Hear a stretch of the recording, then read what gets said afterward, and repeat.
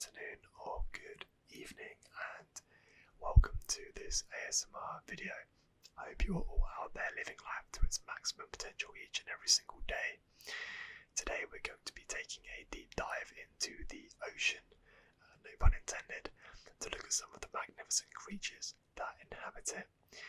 Ocean animals actually fall into a bunch of different categories, and marine life is extremely diverse.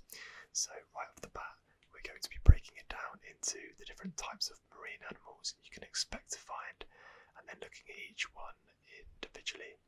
Obviously not every single animal, because that would be near enough impossible. Before we begin, if you are into ASMR, interesting topics, and in general just expanding your knowledge, then you've come to the right place, because it's all we do, and we upload 2 to 3 times every single week. So if that's your thing, then feel free to subscribe and hit the bell icon to be notified each and every time we upload a new video. Cool, so with that being said, let's dive right in to today's video. Our first point, marine vertebrae. Marine vertebrae are among the most structurally complex organisms in the ocean. The vertebral column provides the central support structure for an internal skeleton, in other words, the spine. The 4 main superclasses and classes in vertebrae are, and quick heads up, some of these have crazy pronunciations, like I don't know whose job it was to name these, but they've not made it easy, so apologies in advance if I butcher any of the names. So, let's begin. Agatha, which are jawless fish consisting of 2 classes. Class Cephalopodomorphi, lampreys, and class Myxini, hagfishes. Then we've got Navostomata. From what I found, this doesn't really break down into much, it's just simply Navostomata. Pisces. These are bony fish consisting of 4 classes. Class Actinopterygii, which are ray-finned fishes. Class Elasmobranchi, which are cartilaginous fish, so sharks, rays and skates. Class Holocephali, also cartilaginous fish, but chimares and ratfishes. Class Sarcopterygii, which are lobed fin fishes, so lunges and coelacanths. Then we've got Tetrapoda, consisting of 3 classes. Class Aves, which are seabirds. Class Mammalia, which are mammals. And class Reptilia, which are, you can probably guess, reptiles. So I've compiled a more extensive list of ocean vertebrae for you. Here are some just to give you an idea. Anemone fish, angelfish, barracudas, batfish, blennies, butterfly fish, frogfish, groupers, moray eels, parrotfish, rays, scorpionfish, lionfish, stonefish, seahorses, sea spiders, sharks, snappers, and, funnily enough, turtles. Turtles not having a visible backbone, but there is one nonetheless. So that brings us nicely on to marine invertebrae. So these are animals that lack backbones and are known as invertebrate. Over 98% of species on Earth are invertebrate that rely on other strategies than a backbone for support, such as hydrostatic pressure, exoskeletons, shells, and in some even class spicules. Some invertebrate phyla have only 1 species, while others like Amphipoda include more than 83% of all described animal species, with over 1 million species in total. The most common marine invertebrate are sponges, cnidarians, marine worms, lophophores, mollusks, arthropods, echinoderms, and the hemichordates. whatever that is. See what I mean? Some of these names are bonkers. Invertebrates can be classed into several main categories, some of which are debatable but still used as terms for convenience.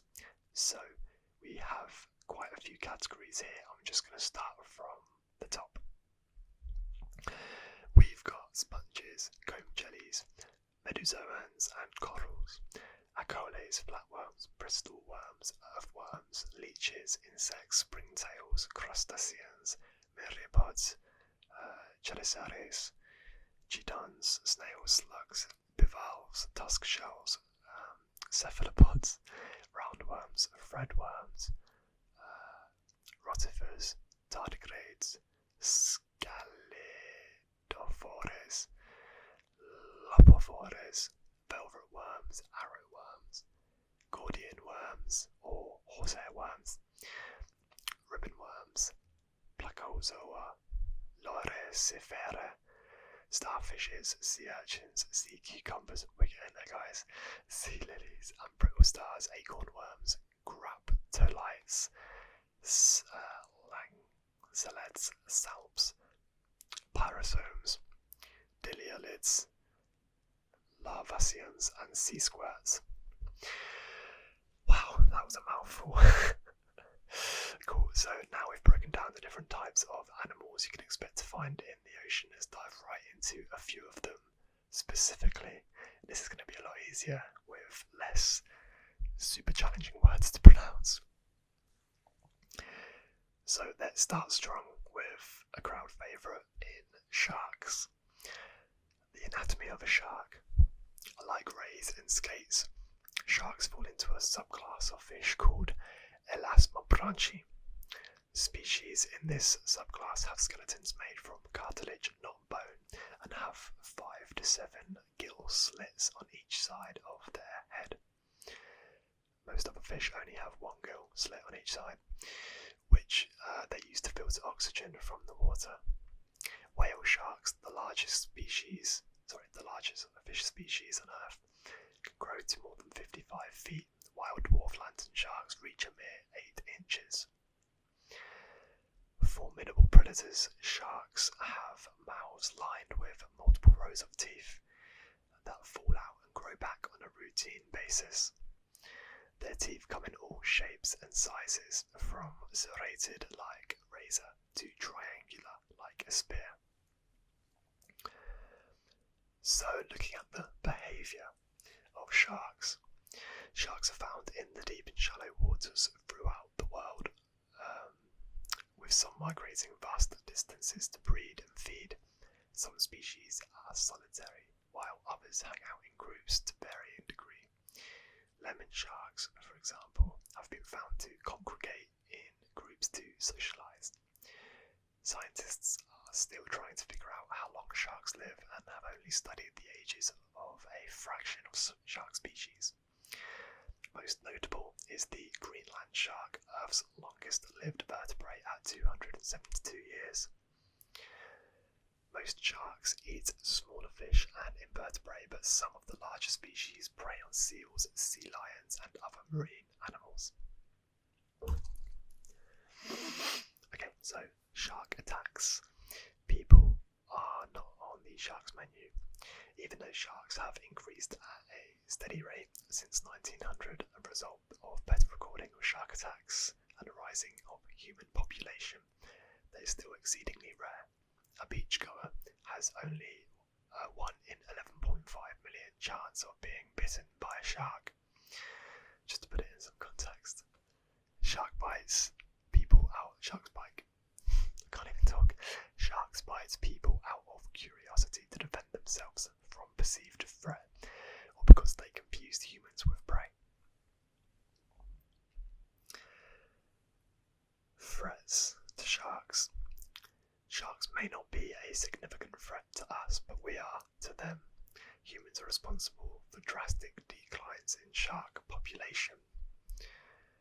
Overfishing is the biggest threat. An estimated 1 million sharks are killed each year, mostly to supply demand for an expensive Chinese dish called shark fin soup. Some fisheries allow the catch of whole sharks, like any other fish, while others have outright banned shark fishing. Some fishermen cut the fins off live sharks and dump them back into the ocean. Cruel, so cruel, where they'll drown and bleed out. This practice is called shark finning. It's done to save space on the boat. The fins are the most valuable part of the shark, and to avoid surpassing fishing quotas. That is so morally wrong. Rising water temperatures and coastal development are also contributing to shrinking populations. By destroying the mangroves and coral reefs the sharks use for breeding, hunting and protecting young shark pups. A drop in numbers is bad news for the ocean health in general, but as top predators of the ocean, sharks are critical for ensuring a balanced food web. Absolutely agree with that one. Moving on to our next animal is kind of a duo, squid and octopus. So, what are squid? Squid have been around for millions of years and inspired legends of terrifying ship-devouring sea monsters. But far from the brutes that terrorise humans, these masters of deception rely on their wile to survive, and their ingenuous behaviours have pushed forward futuristic innovations like intelligent camouflage and self-healing robots. More than 300 species of squid are found in every ocean, where they can live alone or in schools, while some squid live in shallow waters. The deepest record of a big fin squid was a staggering 3 miles below the surface. Squid also come in all shapes and sizes. The pygmy squid that are the size of a pinky fingernail to giant squid, which may reach as many as or as long as 59 feet long, which is perhaps why the gigantic squid beast inspired the legend of the kraken. However, while the oldest known example of a squid-like creature attacking prey dates back to nearly 200 million years ago, squid are not known to hunt humans or sink ships. Okay, so a little bit about the squid's appearance. Like octopus and cuttlefish, squid are a type of cephalopod, Greek for headfoot. Behind the animal's head is a soft, elongated mantle, a muscular space containing its organs. Unlike an octopus, which has no skeleton, squid have an internal shell called a gladius or pen. This stiff backbone-like structure supports the mantle and gives muscles something to attach to, so the squid can keep its shape. Even though long-finned squid are thought to be colourblind, they are just as adept to other squid species at using special pigment cells in their skin to change colour and disguise themselves from predators. A squid's mouth, found at the base of the mantle, has a hard parrot-like beak for killing and eating prey, which include fish, crustaceans and other squid. Surrounding the mouth are 2 long tentacles, with suckers at the tips that the animals use to grab prey and eat succulent arms that it uses. 8 succulent arms that it uses to hold its meal while it eats. Interesting stuff. Okay. Reproduction and behaviour. Squid have a short lifespan and usually die soon after mating, around 1 year old that is. After copulation, males stay close to the female until she lays her eggs to prevent other males mating with her. The behaviour is called mate guarding. Paternal care among cephalopods is rare, so scientists were surprised to find that male big-finned reef squid help choose homes for their mates. Squid move by jet propulsion. They fill their mantle with water, small openings in their head, then eject the water through a funnel called the siphon. This moves to adjust the direction. Some species can build up enough speed to become some species build up enough speed to become airborne. They launch themselves into the air, fan out their tentacles like a sail, and fly above the surface for up to 164 feet. That cannot be true. Imagine seeing that. You're on a boat and you see a squid fly out the water into the air 162 feet, or 164 feet, sorry. What on earth? Either I've read that wrong, they've mistyped it, or that is some crazy stuff. This may be to save energy or escape from predators while they are not technically able to fly. This behaviour has earned some species the name of flying squid. Oh my goodness. Intelligence. Squid are highly intelligent. They can rapidly change colour using special pigment-filled cells called chromatophores. Sorry, another big word. Chromatophores to hide from danger, warn off potential attackers, or use the patterns on their skin as a secret code that allows them to communicate with other squid while remaining invisible to predators. Sorry, lost where I was. And that's not all. Squid can also make themselves transparent, override their genetic code, and some species, such as Humboldt squid, work together to hunt in packs. One squid species even invades predators by breaking off its own arm, just like a lizard might detach its tail. The Octopophysis deltron tears off the wriggling tips of its arms and leaves them behind to distract the predator while escaping.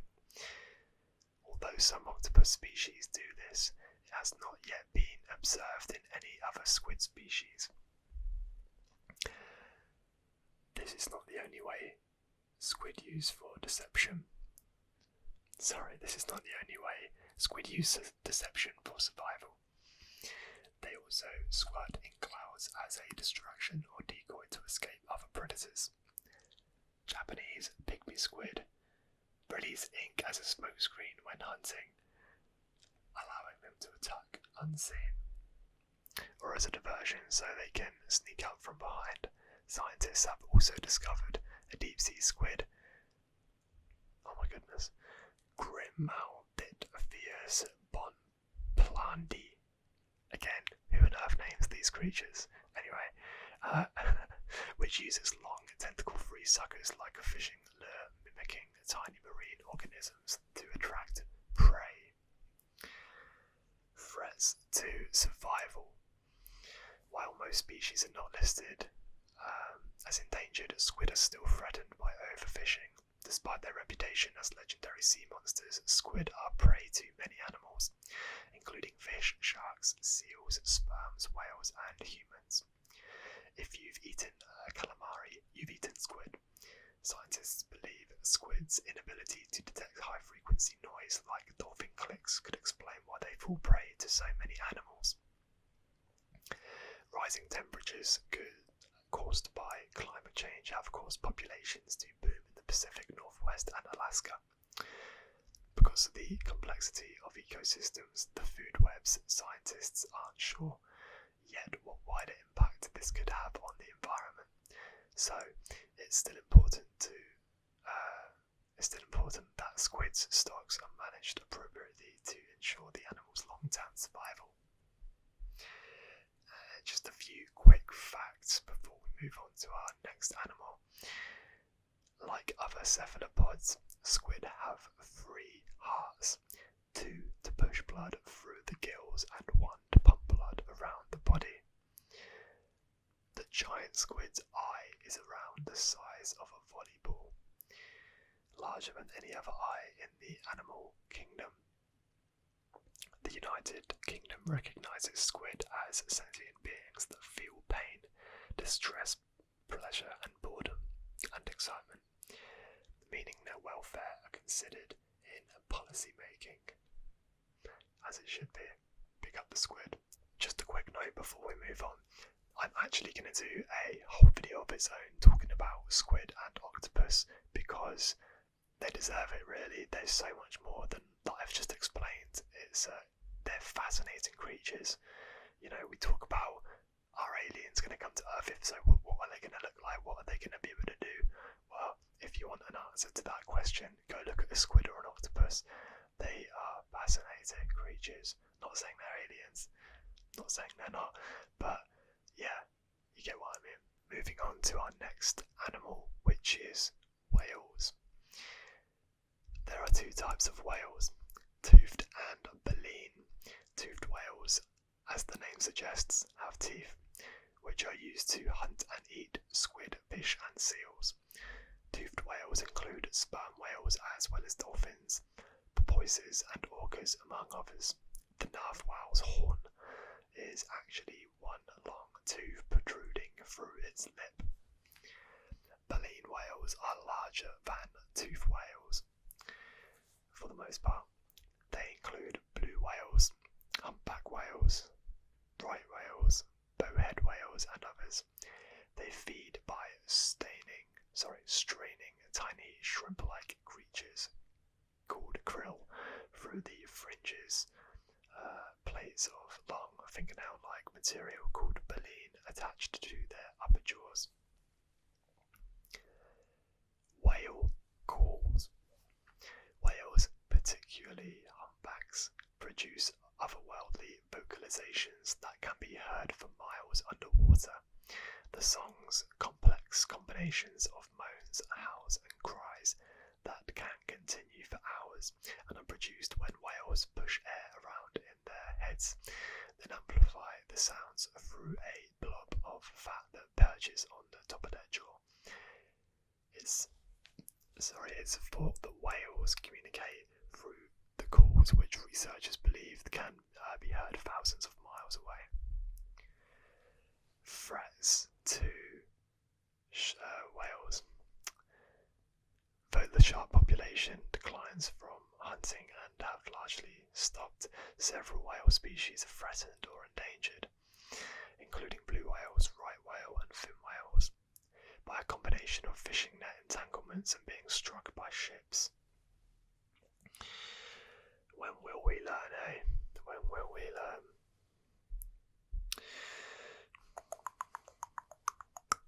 Next animal, plankton.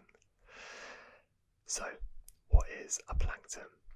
Plankton are a collectively tiny organism that live beneath the surface of lakes, rivers, ponds and oceans across the planet. They're named for the Greek word planktos, meaning to drift or float. Plankton don't swim on their own. They're carried by tides, currents and other forces which determine where they go. Plankton are an important food source for many large and small ocean creatures. They also play a vital role in absorbing carbon dioxide, producing oxygen in the ocean. Different types of plankton. The two most prominent types of plankton in the ocean are zooplankton, which are tiny animal organisms, and phytoplankton, which are plant-like. Other forms of plankton include bacterial and fungal. Plankton are also not strictly aquatic. There is a wide assortment of aeroplankton that float through the atmosphere, just as their better-known counterpart float in the ocean. What? I want to know more about that. Like, how many plankton are in the air? Are they just, where do they float? Why can we not see them? Can we see them? Strange. Fascinating. Anyway, many plankton are microscopic and they range from single-celled algae to bacteria to protists, which aren't plants or animals. One thing they all have in common, they require sunlight. Phytoplankton float at or near the surface of the ocean where they can use the sunlight and their chlorophyll to create energy. In the process, they take in carbon dioxide and release oxygen. Scientists estimate that at least 50% of oxygen produced on Earth comes from the ocean, a large majority of which is from phytoplankton. In addition to being a crucial source of oxygen, phytoplankton form the base of aquatic food webs. Small fish, crustaceans and zooplankton feed on phytoplankton. Those creatures are then eaten by larger fish and corals, which in turn become food for top ocean predators like sharks. Zooplankton live almost anywhere in the ocean but tend to be concentrated in the upper part, the same area as phytoplankton. The zooplankton range from microscopic animals like rotifers to krill, small crustaceans that are critical food for baleen whales and other creatures, to jelly. Although zooplankton are typically drifters, not swimmers, some can swim quite well vertically, spending their time migrating from the sea surface to a half-mile below and back again each and every day. The larval form of many fish and crustaceans, like crabs and shrimps, are considered zooplankton before they grow into their adult form. Super interesting stuff. So moving on to threats to plankton. Ocean acidification caused by excess carbon dioxide dissolving in seawater possesses a significant threat to phytoplankton. A more acidic ocean will cause some types to grow slower and some to grow faster, and the balance among them to change, which could have a big ripple effect for the higher levels of the food web. Warming water because of climate change can also have the same effect. Plankton are also threatened by microplastics, billions of tiny bits of plastic less than 5 millimeters in size, which have spread into virtually every part of the ocean, from the deepest sea trenches to the water's surface. Where they get caught in algae, microplastics can then block phytoplankton from receiving enough sunlight to survive. Additionally, organisms that feed on phytoplankton also ingest large quantities of the microplastics. Where plankton suffers, so does the entire ocean food chain. All of that, I completely agree. Let's look after our plankton, guys. So interestingly, the last section on plankton is actually threats from plankton. So, when environmental conditions change, often triggered by too much of a nutrient, such as nitrogen or phosphorus or fertilizer runoff, populations of some types of phytoplankton can grow rapidly in what's called a bloom. Some blooms can be harmful, depleting the oxygen in the water, blocking sunlight and secreting toxins.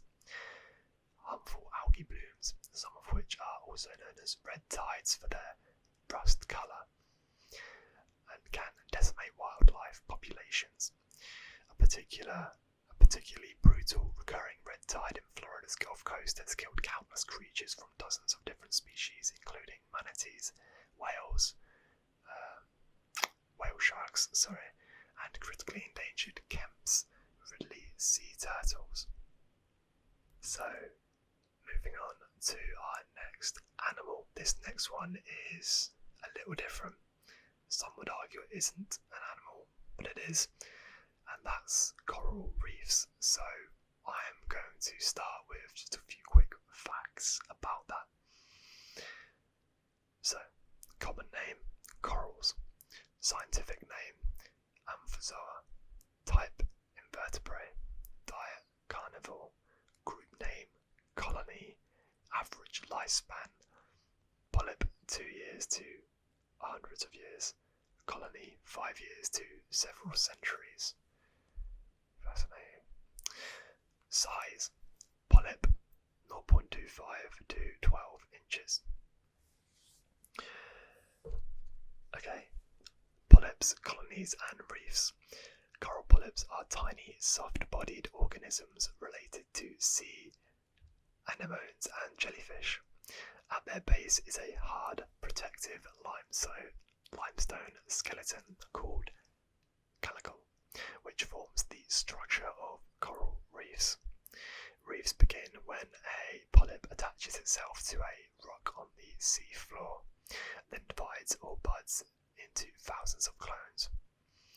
The polyp tentacles connect to one another, creating a colony that acts as a single organism. As colonies grow over hundreds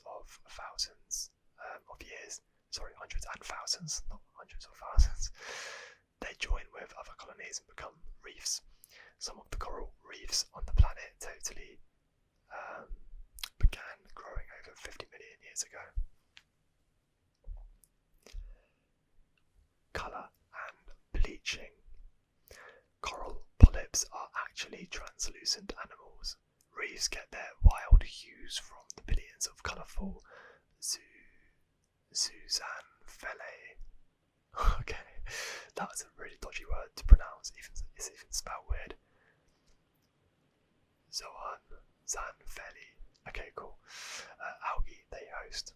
When stressed by such things as temperature change or pollution, corals will evict their borders, causing coral bleaching that can kill the colony if the stress is not mitigated. Feeding. Corals live in tropical waters throughout the world, generally close to the surface where the sun rays can reach the algae. While corals get most of their nutrients from byproducts of the algae's photosynthesis, they also have barbed, venomous tentacles they can stick out, usually at night, to grab zooplankton and even small fish. Crazy. Threats to survival. Coral reefs teem with life covering less than 1% of ocean floor, but supporting about 25% of all marine creatures. However, threats to their existence abound, and scientists estimate that human factors such as pollution, global warming, and sedimentation are threatening large swaths of the world's reefs. Okie dokie, let's move on to our next animal topic, which is seabirds. Now, I know what you're thinking, birds aren't necessarily sea animals, and that's exactly what I thought as well. I'm about to prove that all wrong. And actually have my own little story at the end that I will tell you about, which I think is pretty funny and fascinating. It's about penguins. Anyway, as at home on water as they are on land, these birds can list swimming, diving and fishing on their impressive avian resumes. Gentoo penguins. Gentoo penguins have plenty to be apprehensive about when entering Antarctica's frigid waters. To reach the summer's bounty of fish, squid and krill, they often must negotiate a phalanx of hungry sea leopards. Better them than me. Baby royal tern. Young royal tern leave their nests within a day of hatching. They gather with other hatchlings in groups called creches that can be thousands of birds strong. At feeding time, parents find their chick in the ground by listening for its unique call. Black-footed albatross. Black-footed albatross may meet to dance and work on nest constructions for several seasons before breeding, nurturing a bond that can last 20 years or more. Australian pelicans. The pouched bill of the Australian pelican can be up to 1.5 feet long. These massive seabirds, using a wingspan topping 8 feet to glide gracefully, often more than hundreds of miles, using thermal updrafts to gain altitude. Australian gannets. Australian gannets have one of the most dramatic hunting styles on Earth.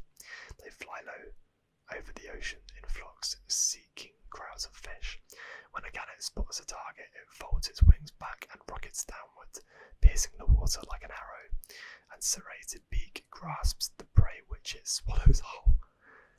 Talk about indigestion. King penguins. King penguins have established colonies across 7 islands and island groups in their southern reaches of India and the Atlantic Oceans. As tall as 3 feet and weighing an average of 30 pounds, they are the second largest penguin after the emperor. razorbills, dapper black and white razorbills, and bright-beaked puffins find a haven on Scotland's Sheant Islands. It's estimated that nearly 8,000 razorbills and more than 200,000 puffins use these islands as their breeding grounds each year. Puffins. Bright-beaked Atlantic puffins spend most of their lives at sea, speeding through the air at up to 55 miles per hour, darting underwater to hunt or resting on the waves. They return to land each year to form breeding colonies, collecting twigs and grass to build their cliff-top nests. Kittiwake birds. During the summer, kittiwake birds, like this one, guarding the eggs on Alaska's Prince William Sound from cliffside breeding colonies that can be many thousands strong. They spend their winters at sea hunting in flocks for fish and marine invertebrates. Blue-footed booby. Blue-footed boobies are aptly named, and males take great pride in their fabulous feet. During mating rituals, male birds show off their feet to protect mates with a high stepping strut. The bluer the feet, the more attractive the male. That's one way to stand out from the crowd. And with that brings an end to today's video. I hope you found it relaxing and learned a thing or two along the way. I know it's been a long one, so anyone who's still with me, I appreciate you and love you very much. A lot of you may already be asleep by now, which is also totally fine, as that's kind of the purpose of the video and ASMR in general. If you did enjoy today's video, please feel free to give it a cheeky thumbs up, and if you really enjoyed it, you could even potentially consider subscribing. Who knows? But yeah, I appreciate you being with me today regardless for this ASMR Ocean Animals video, and I hope to see you on the next one. Stay blessed, stay balanced.